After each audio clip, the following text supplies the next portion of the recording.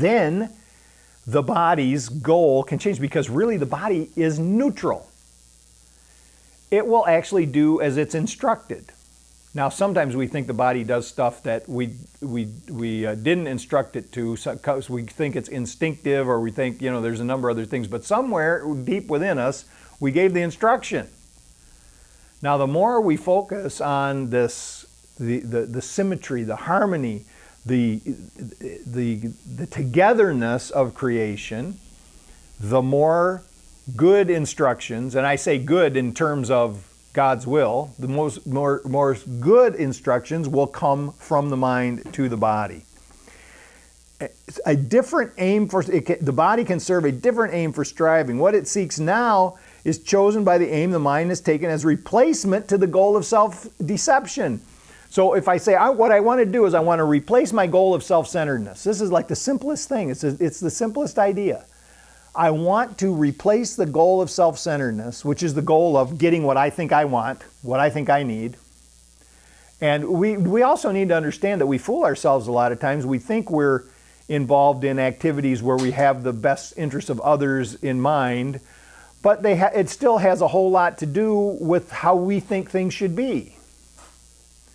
So when we change the goal and we say, okay, now what I want to do is I want to start thinking in terms of what's good for everybody involved without my own preconceived ideas. And when I say preconceived ideas, I mean the ideas that we've gathered from the past that continually keep coming and coloring the situation. So how goodwill operates is I get quiet enough to put the self away for a second so that I can listen to that still small voice within, and take that goal, what that quietness says to me, that's the goal that I want to give to the body. The senses then will seek instead for witness to what is true. So instead of looking for reasons why the bad things I think are true, I start to see that the good in me that is inspiring me, I start to see examples of why that's really true.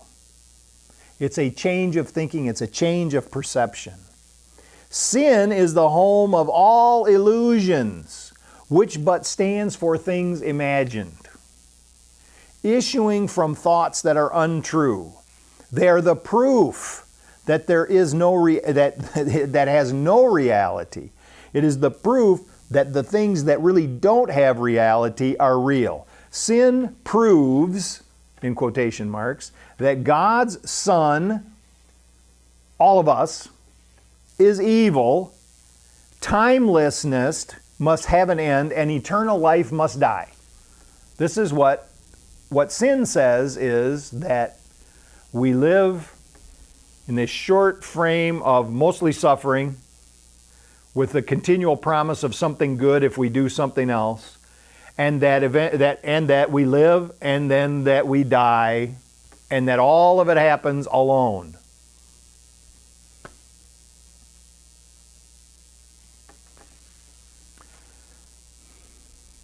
And that God Himself has lost the Son He loves, with but corruption to complete Himself.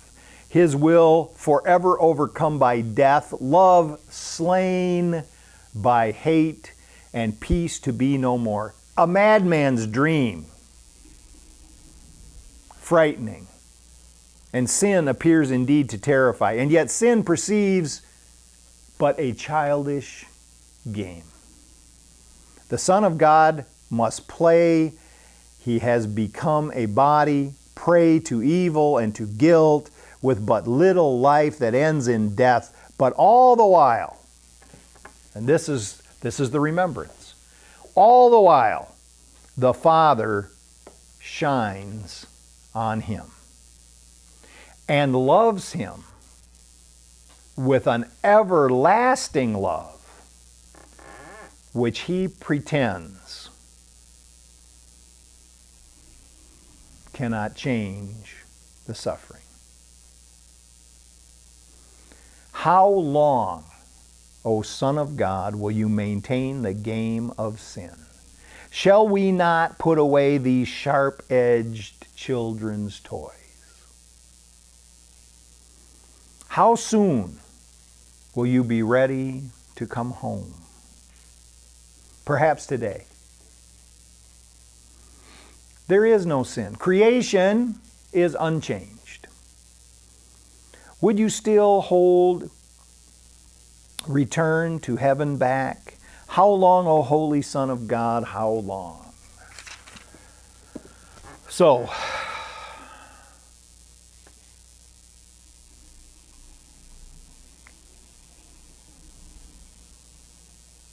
couple minutes. I'll wrap this up with just a few statements that can just change this whole thing around.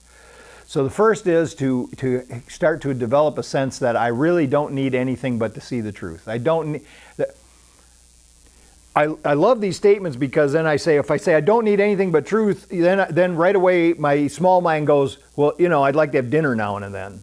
It'd be a good idea if I had a roof over my head to protect me from the rain. All of these ideas. But many people around the world have actually proved that you really can live with just about nothing. Right? Not that you want to.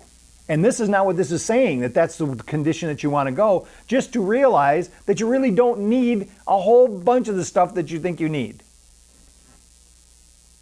But that there is a need. And that the need is to see the truth. To see the truth of what was just described in the former statement. The truth that the love of God is shining on you at all times. Now, see, it's easy to read this and then say, well, this is talking about let's have a life of deprivation and just focus on God. No, focus on God and have a life of abundance. Because when we get things in order so that we are actually feeling like this light of God is shining on us, then the good things just start coming of their own accord, rather than us taking up all our time and energies figuring out a way that we can get it, usually at the expense of someone else. And I don't mean we go around knocking people over the head and stealing their stuff. When I say at the expense of something else, it means because I'm putting my attention on the getting, I am not putting my attention on being part of the whole, which is to my own detriment and to everyone else involved. To remember that the Son of God is our identity, that we are the child of God. To keep going back to this. I am the beloved son of a rich father. That kind of an idea. I don't have to worry about anything. Everything's going to be provided. I don't have to worry about anything. And then to remember that together, this is what the ego wants to control everything and can't, but just continues to try to control everything.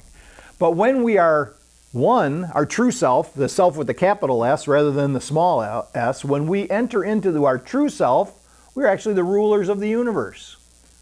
Together, not by ourselves. This isn't some egomaniac trip, because in that trip, we have no power. That's exactly what the first step is talking about. Alone, we are powerless. But together, we have all the power of creation. So, I want to stop hearing all of these disparate voices in my head. This is the third statement in here. Let every voice but God's be still in me. So the committee in my head, I want them to quiet down for a minute. And let us focus on hearing the voice for God rather than all these complaints, rather than all these judgments, rather than all these schemes. Let me hear that voice for God. To choose, to decide, when I get up today, let me decide I want to spend this day in perfect peace. Make it my decision. And again, the conflicting thoughts come and they say, well, nobody's going to cooperate with that. Yes, this is what I always want. I always want peace, but people keep interfering with my peace. But I want to say I can choose. No matter what it seems others are doing, let me choose to be in perfect peace. The way I can do that is I say, I've got one goal. I've got this one goal. And that goal is I want to return to that knowledge, that sense of the presence of God. I want to remember what my purpose is. My purpose is to be of service. My purpose is to give. My purpose is to extend. My purpose is to create. Let me remember that that's what's going on in everything that I do today. Let me remember that my goal is God, to return to God. We're just about got it. We're just about there.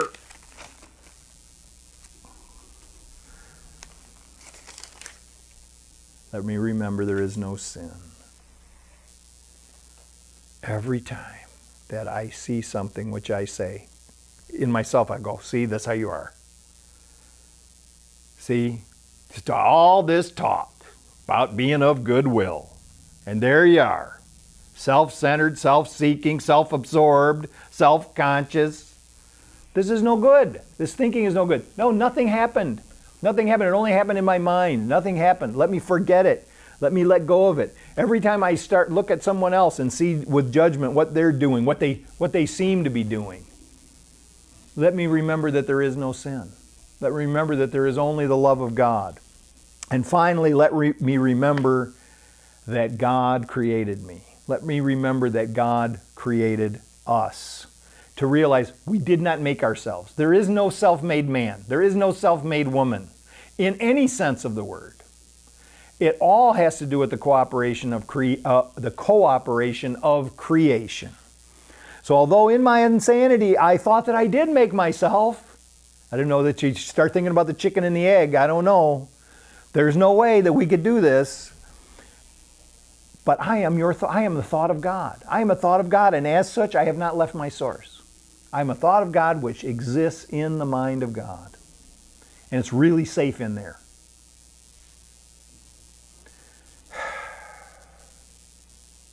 I call out to my Father to remind me, to let me know that I am still there, that I am still in God. I want to remember my identity. I want to remember my sinlessness, and to see this sinlessness extending out into the world, so that the world that I observe is not a world of conflict and war and suffering, but rather a garden, which we once called Eden. That's enough.